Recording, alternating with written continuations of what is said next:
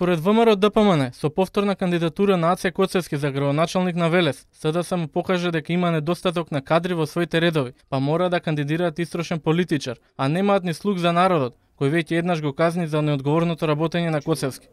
Аце Коцевски е политичар кој имаше можност, како никој друг, да го даде својот придонес за подобар Велес.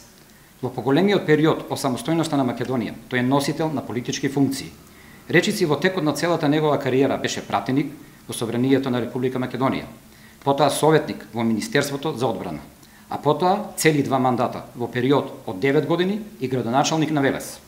Ниту еден актуелен политичар немал толку можности да го подобри животот на велешани, да го направи Велес подобро место за живење. Но, почитувани сограѓани, можеме ли да се сетиме барем на еден посериозен проект на Коцевски?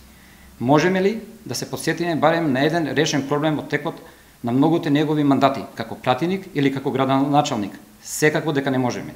Од владачката партија велат дека наместо по проекти и решавање на проблемите, Коцевски остана запаметен по лажните ветувања, ароганцијата, нетранспарентното и неодговорно работење. Ке се подсетиме само на неколку примери. Предизборно Коцевски ветуваше дека ќе донесе 90 милиони евра странски инвестиции во Велес. Ветуваше продажба на колцка на француски лор. Па потоа, откако ја доби власта, да тврди дека тоа не е негова надлежност. Уште еден пример за манипулацијата со граѓаните е проблемот со свлечиштето Рамина, кој исто така ветуваше дека ќе го реши, за повторно да тврди дека не е негова надлежност.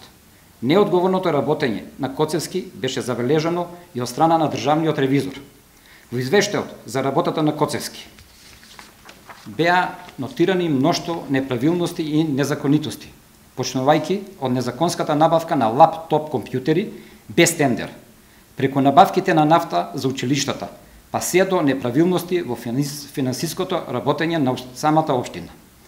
Коцевски ќе остане запаметен и како единствен градоначалник на Велес кој не ги почитуваше законите за градежна постапка и градеше дивоградби во Велес. Крајно неодговорно. Владачката партија му порача на Коцевски дека на велешани им треба градоначалник кој ќе се грижи за нивните проблеми, а не само за своите лични апетити за власт.